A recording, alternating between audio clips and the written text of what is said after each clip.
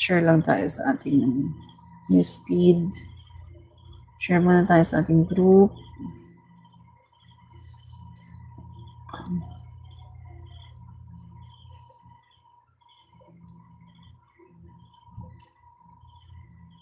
Yan, tsaka share lang tayo sa ating newsfeed. Newsfeed. Yan. Okay. Share tayo. Newsfeed. Tingnan natin kung na-share na ba sa ating newsfeed. Na-share na ba sa ating newsfeed? Tingnan natin. Check lang. Yun, okay na. Share na natin.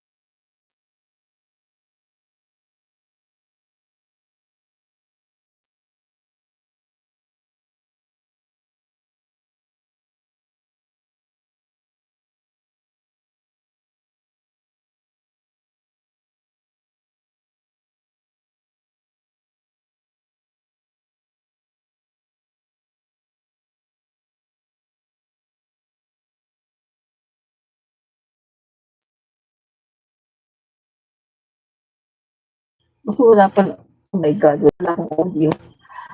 Oh my goodness, wala pala akong audio, mga kaibigan, no? Nakailang ano tayo? 20 minutes. Oh my goodness, 20 minutes na walang audio. Sayang naman, no? Hindi kasi ako nakatingin sa aking, ano. Okay. Erase natin, erase, no? Ulit tayo. Sayang naman, no? Ang dami ko nang nasabi. Pagkatapos, wala naman, no? So, ulitin natin. Basta 20 minutes yan, ha? Mamaya, puputulin ko na lang yan sa live ko. Sa aking, puputulin ko yan yung 20 minutes na walang sounds, no? So, ulit tayo, mga kaibigan. So, ayan. So, maraming pong salamat, no? Sa nag-remind na walang audio, no? So, eto mga kaibigan, ang Korte Suprema ay inaambahan, mga kaibigan, na ipapa-impeach din, no? At eto, sabi nga po ni Honorable Leila de Lima, mga kaibigan, Congresswoman Leila de Lima, na ang Korte Suprema ay maaari din na humarap sa isang impeachment, no? So tingnan natin, mga kaibigan, na kung bakit po niya sinabi na ang Korte Suprema ay maaaring humarap sa impeachment, no? So bago po ito, August 1, 2025. So kahapon lang po ito, no? August 1. So tingnan po natin. Mamamayang Liberal Party list Representative Leila de Lima warned that Supreme Court justices could themselves face impeachment following their decision to block the House of Representatives from pursuing a case against Vice President Sara Duterte.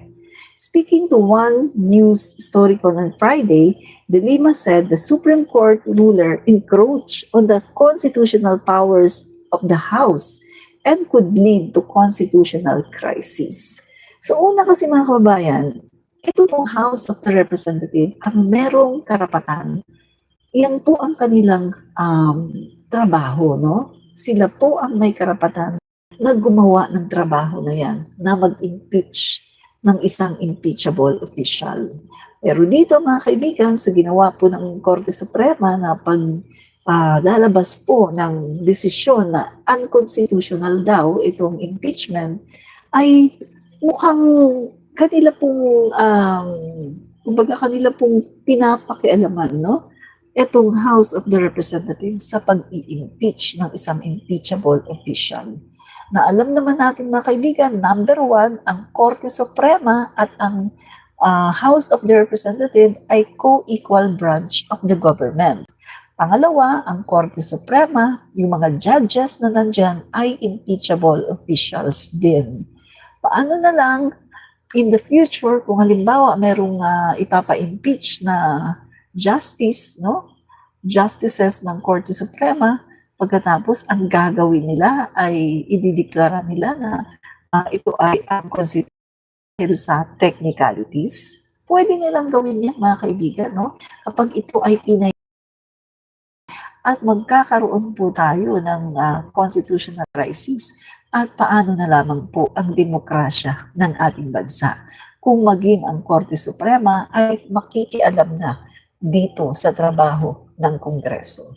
Trabaho po ng Kongreso yan Legislative Department. Sila po ang may trabaho niyan para mag-impeach. At ang trabaho naman po ng Korte Suprema ay ang mag-judge. Kaya nga, mga judges sila kasi mag-judge, mag-desisyon sa mga ibinabato sa kanila ng mga kaso. Hindi po nila trabaho ang pigilan ang impeachment. Lalong-lalo na ang impeachment, mga kababayan, ay patungkol ito sa pagtatrial or pagtatry sa isang impeachable official na naaakusahan ng katiwalian.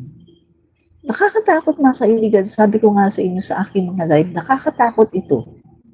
Kung ang ating Korte Suprema ay makikialam sa mga impeachable official at pipigilan nila ang mga impeachment, nakakatakot, mga kaibigan.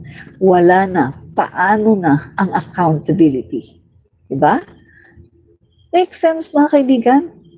Okay, tuloy natin Hiruko, yan. Hello po, yan, Heruko. And Juan de la Cruz, yan. And Oscar Thomas and Matilde Repompo at saka si Ark, no? Yan. Okay, so tuloy natin mga kaibigan, no? Sabi pa niya dito, ayaw ko po sana magbanggit ngayon ng, that we can initiate or any interested party can initiate impeachment process against these justices themselves. Ayoko po sana, but that probability ay nandyan, said De Lima. Mga kaibigan, pwedeng-pwede ito gawin ng Kongreso. Lalong-lalo na mga kaibigan na united po ang ating Kongreso under the leadership of Speaker Martin Romualdez. Once na meron diyang mag-initiate to impeach these justices, madali lang po yan. Dahil, mga kababayan, ang Kongreso ay 1/3, lampas po sa 1/3, mga kababayan, ang pumirma dito sa impeachment ni Vice President Duterte. At, mga kaibigan, 269 ang mga sumuporta kay Speaker Martin Romualdez para maging Speaker of the House ng 20th Congress. So, ibig sabihin, mga kaibigan, talagang overwhelming ang suporta ni Speaker Martin Romualdez. At alam naman natin na si Speaker Martin Romualdez ay ipinaglalaban din niya ang impeachment na to. Kasi sabi nga ni Speaker Martin, hindi tayo pwedeng magbabaw sa gusto ng Korte Suprema. Trabaho natin to, hindi pwedeng pakialaman ng Korte Suprema ang trabaho ng House of Representatives. Ito ay isang malaking insulto sa isang ahensya na katulad ng House of the Representatives na itinatag 1907 pa. Napakatagal na po ng House of the Representatives, napakatagal na po ng Kongreso para lang pakialaman ng isang co-equal branch ng gobyerno na Korte Suprema. Sabi nga mga kaibigan, no one is above the Constitution. Pero ang ginagawa po ngayon ng Korte Suprema ay tila ipinapakita nila na kaya nilang itwist, kaya nilang balubaluktutin or balibaliktarin or paglaruan ang ating Constitution. Mga kaibigan, ito po ang isang honest na pananaw ng mga kababayan natin at ini-echo ko po ito sa aking live dahil ito po talaga ang nararamdaman ngayon ng taong bayan na mukhang pinaglalaruan na ang ating Constitution. Diba? So, ito po mga kaibigan, the Supreme Court struck down last week the impeachment case against Duterte, saying it violated the Constitution's one-year ban rule. On filing multiple complaints, the decision was unanimous.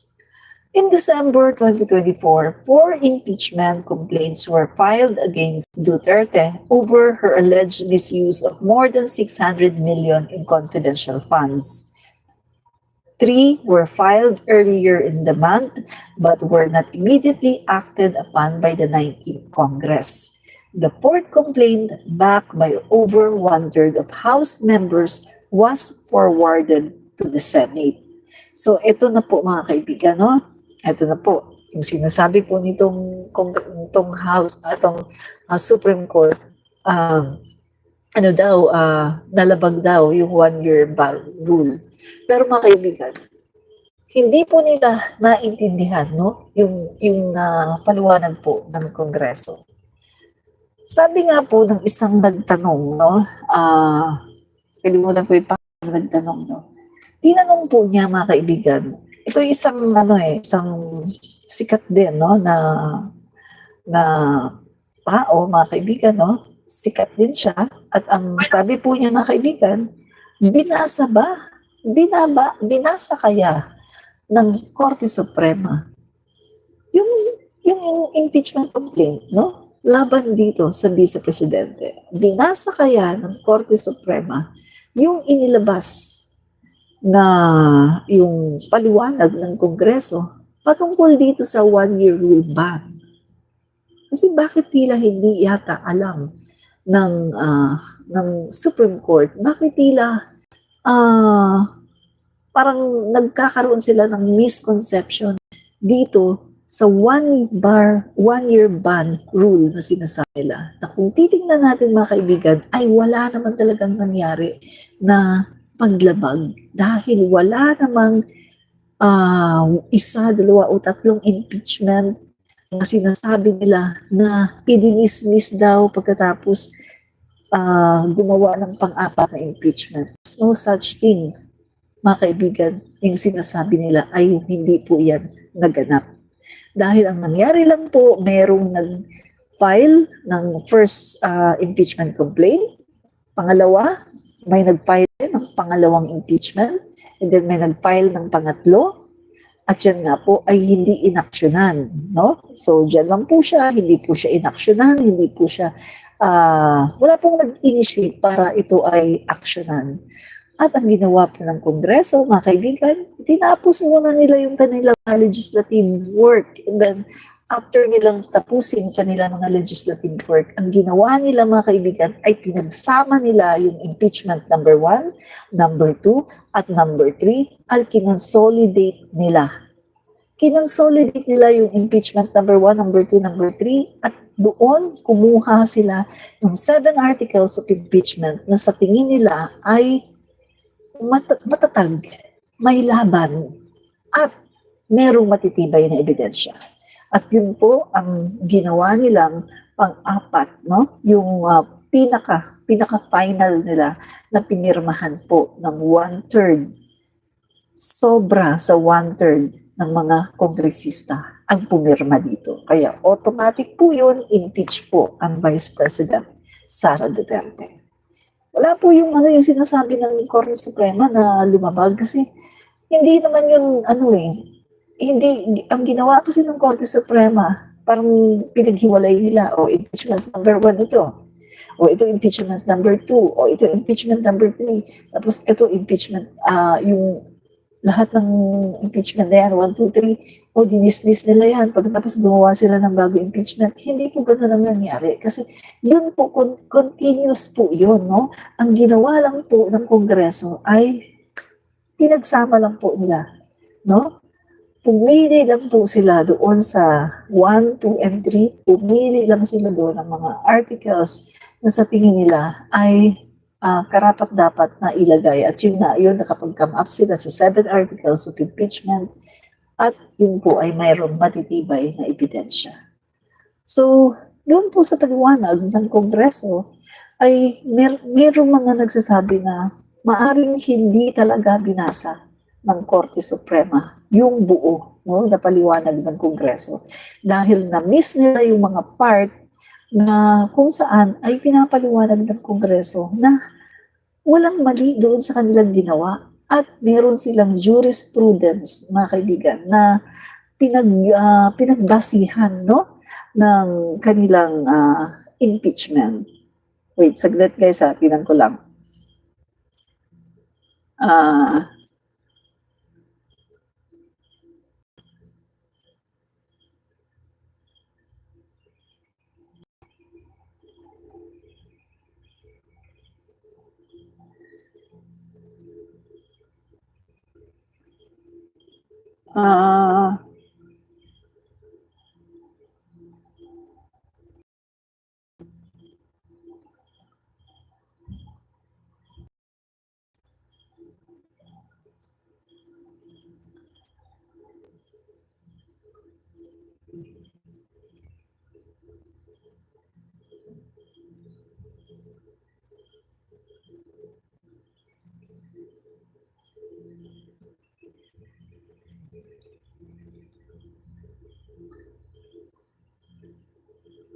Okay, ito.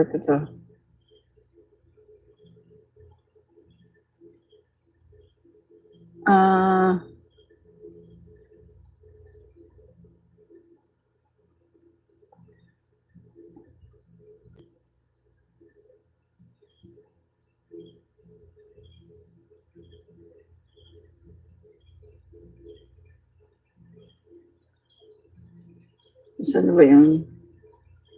Makita.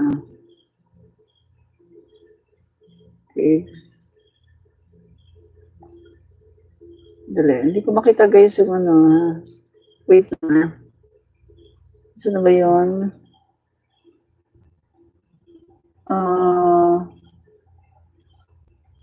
Okay. Okay, so yun nga mga kaibigan, no, meron pong tinatawag na jurisprudence, no, at yun po ang sinunod ng House of the Representative. At yun nga, sabi ko nga sa aking mga live, hindi po yun sinunod ng Supreme Court dahil gumawa po sila ng panibagong rules. At yun nga po yung sinasabi ni Justice Azcuna na dapat kung dapat ang isang ang mga judges sa Supreme Court ay hindi naman nila gawain yung gumawa ng ganyang mga ruling, mga kaibigan, na talagang talagang parang dinefine na gusto talagang kanila ng dinetalyado, no? Detalyado na talaga na parang gumagawa na talaga sila ng batas. So, bilang isang korte, no, Korte Suprema, ang trabaho po nila ay mag-judge sa mga kaso na binabato sa kanila. Hindi po nila trabaho ang gumawa ng mga batas, gumawa ng mga detalyado ng mga rules whatsoever, lalo na kung patungkol ito sa impeachment. Dahil hindi po nila trabaho ang pag-measure kung itong impeachment na ito ay unconstitutional or hindi. Hindi po nila trabaho yan, mga kaibigan. Dahil unang-una sa lahat, ang impeachment po, mga kaibigan, ay hindi legal. No? Hindi ito legal na aspeto, kundi ito ay more on political. At ang purpose po talaga nito ay para i-remove ang isang impeachable official na naaakusahan ng katiwalian. So bakit po mahalaga ang impeachment?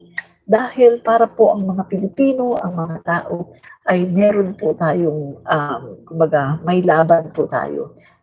Kapag nakikita po natin na meron po tayong mga impeachable official, mga matataas na official sa gobyerno na nagmamalabis, ay maaari po natin itong i-remove sa katungkulan.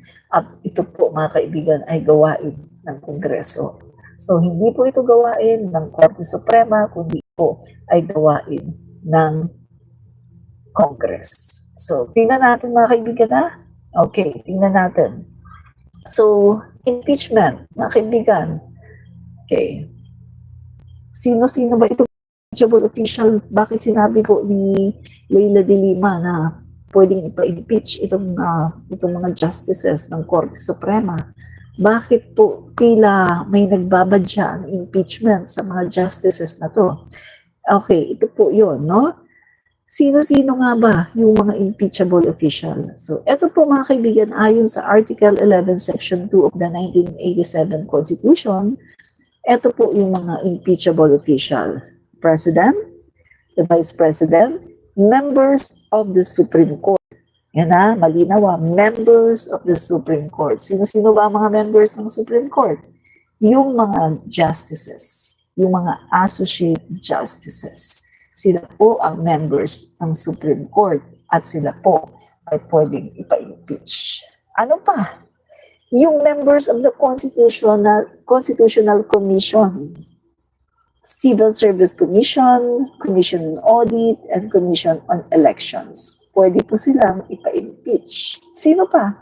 Ombudsman. So sila po ang mga impeachable officials. So yan po mga kaibigan na.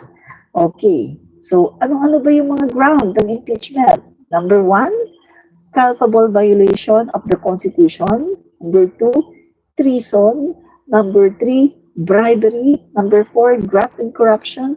Number 5, other high crimes or betrayal of public trust. Sa Constitution, Article 11, Section 2. Yan po mga kaibigan, no?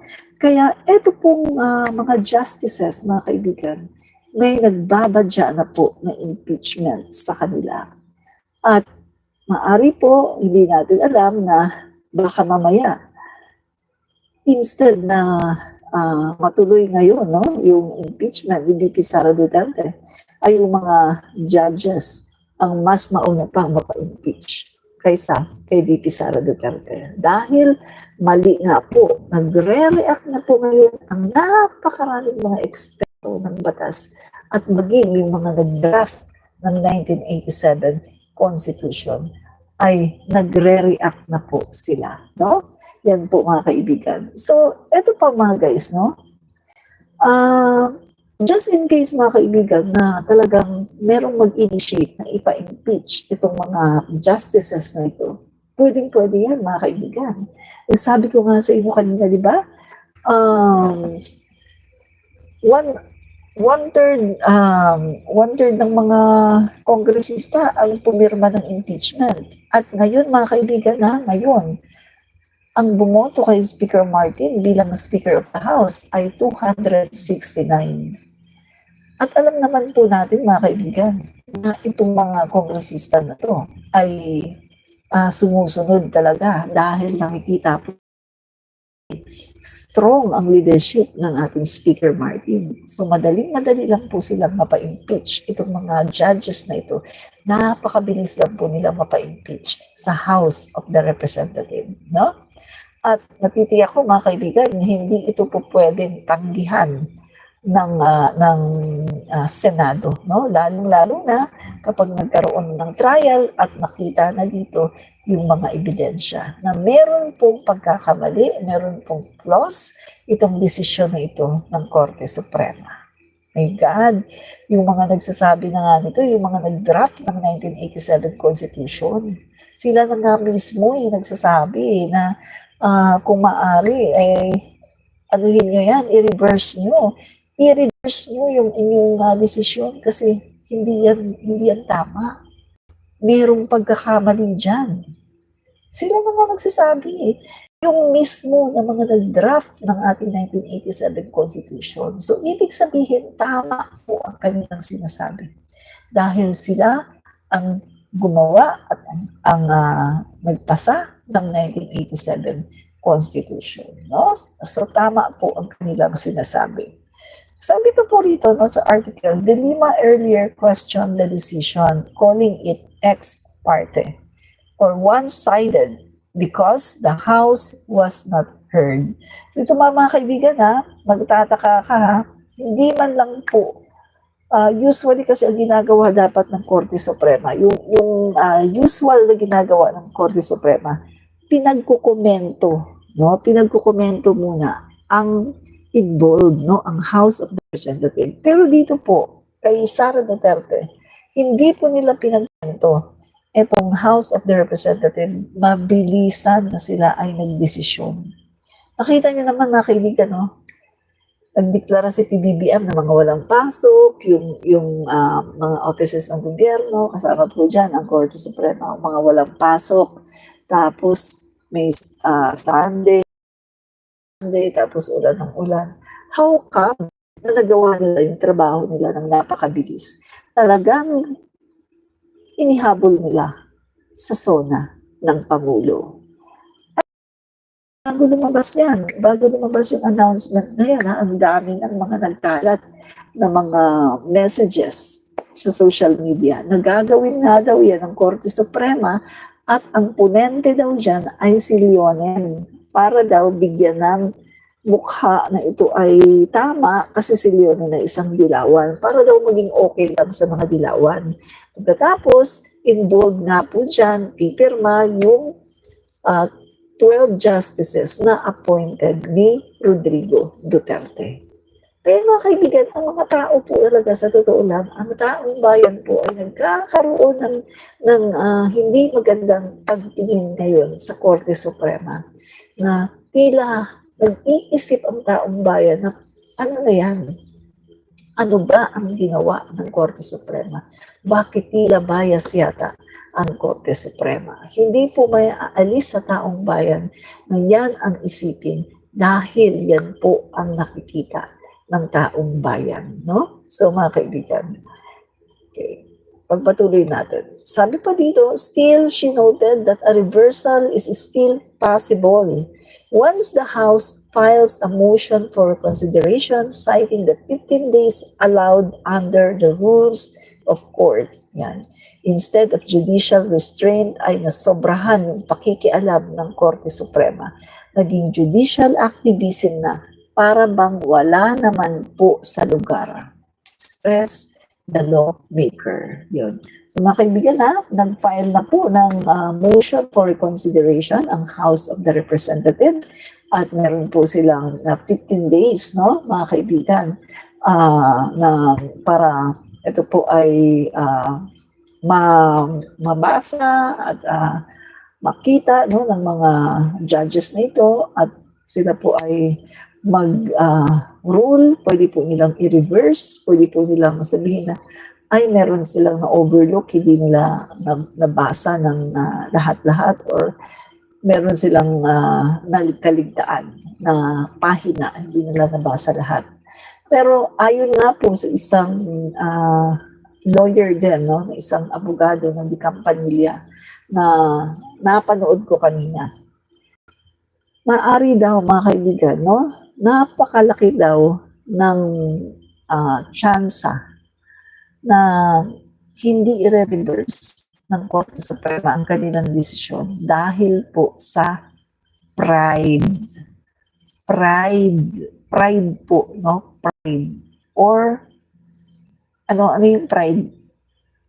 Fried chicken po. Dahil sa pride. Kasi, parang nakakahiya naman, Korte Suprema, nagkamali. Kakahiya naman, no? Korte Suprema din, nagkamali pa. Ganun po. So, dahil daw po sa pride, maaaring hindi po i-reverse ng Korte Suprema ang kanilang desisyon kahit na nakita na nila or kahit na mapag-aralan nila na merong mali sa kanilang ruling, ay maaaring hindi daw ito i-reverse ng Korte Suprema dahil sa pride. So, mga kaibigan, no, nakakabahala talaga ito. Kita natin, no? Nakakabahala itong nangyaring ito. So, yan po guys, no? So, hindi po tayo magtataka kung mga ilang araw mula ngayon ay meron pong magpa-file ng impeachment laban sa Korte Suprema. At mga kaibigan, mas maganda kapag sila po ay na-impeach. Bakit? Papalitan lahat yan ni PBBM. So, ibig sabihin, mawawala na yung mga Duterte, yung mga appointee, no, ni Duterte. Mawawala na yan lahat, pati yung mga appointee pa ni Pinoy, sina Marvic Leonen. Papalitan yan lahat, mga kaibigan, ni PBBM. Yan po ang mangyari. Kaya okay din, mga kaibigan, pag mapa-impeach yan sila, para mapalitan na lahat yan, para wala ng bias, no? Kasi sa totoo lang mga kaibigan, yan po ngayon ang nakikita, no, ng mga common tao, ng mga kababayan natin, mga common citizen ng Pilipinas na katulad ko.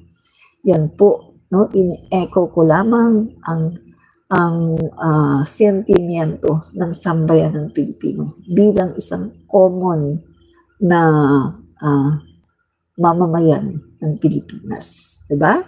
So, yan po mga kaibigan, no?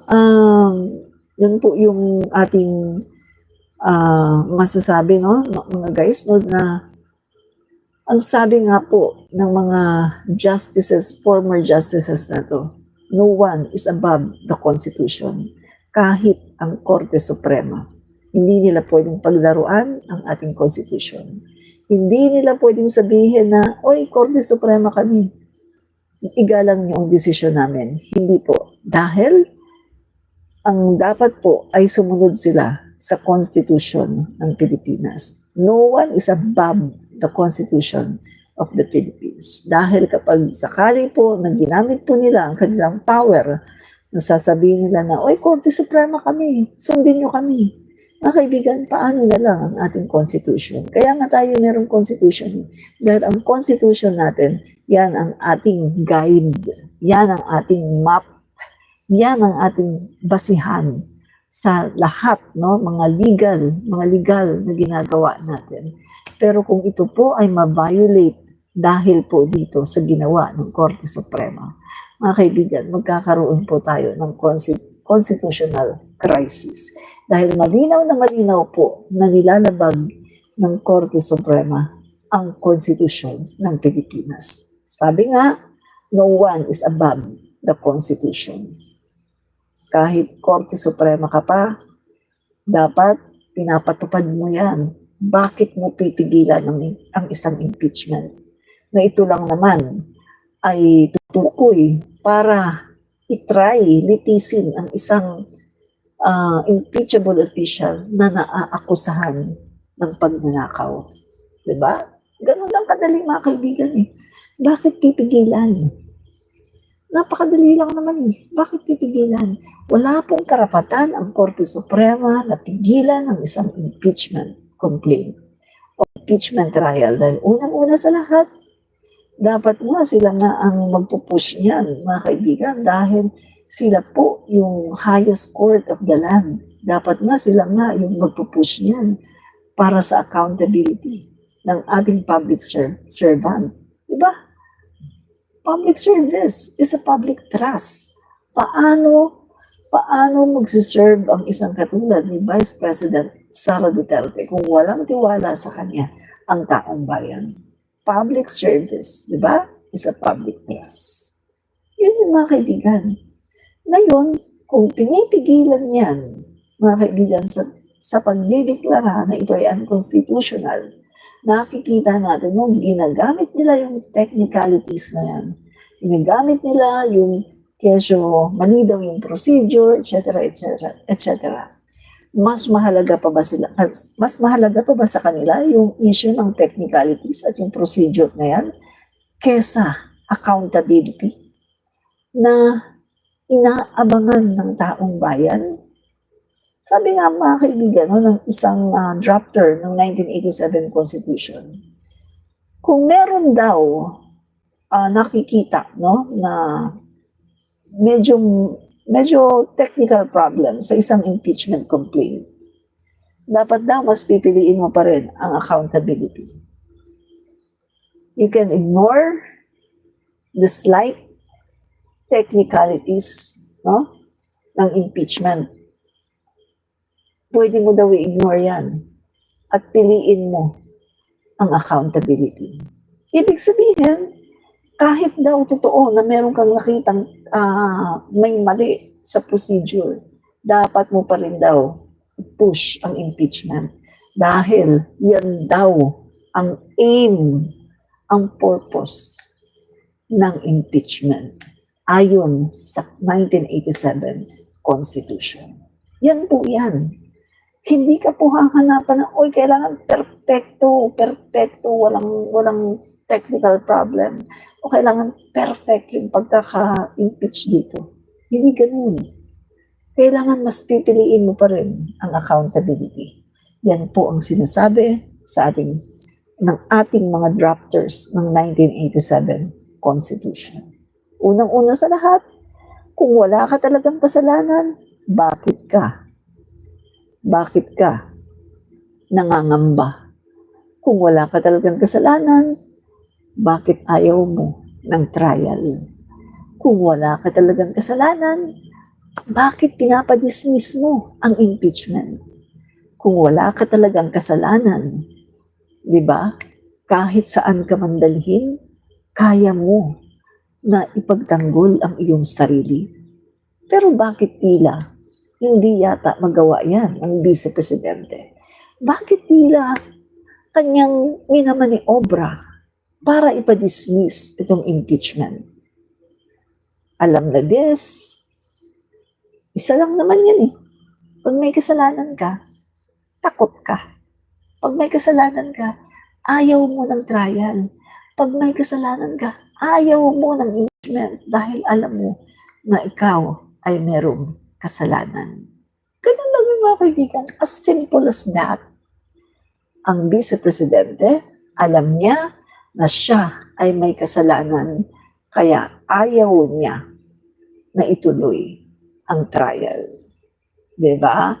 Yun mga kaibigan, no? So, hindi po tayo magtataka kung magkaroon po, no, ng mga may mag-initiate na mag-file din, mga kaibigan, ng impeachment laban dito sa ating mga Supreme Court judges. Hindi po tayo magtataka dahil malinaw naman po, mga kaibigan, na nalabag po, no, nitong mga Supreme Court judges na ito ang ating Constitution, no? Sabi nga po ng isang drafter ng Constitution, parang ang nangyari, mas maigi pang i-revise na lang ang Constitution, no? At ilagay yung kanilang mga gusto, no? Yung ruling na gusto nila. Kasi kung ngayon nila yan i-apply, that's totally unfair. Unfair yan.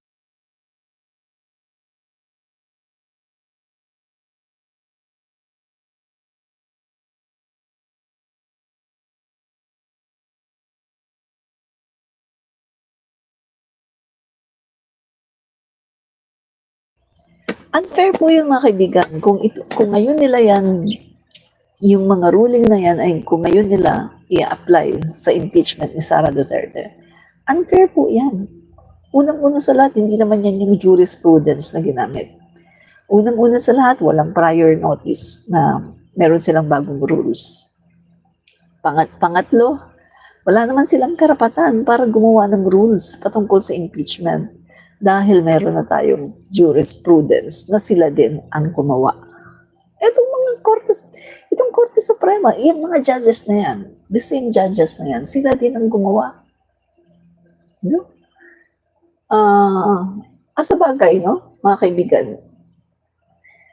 yung mga iba dyan ay bago, no, mga appointed talaga ni Duterte. 13 appointed ni Duterte, no?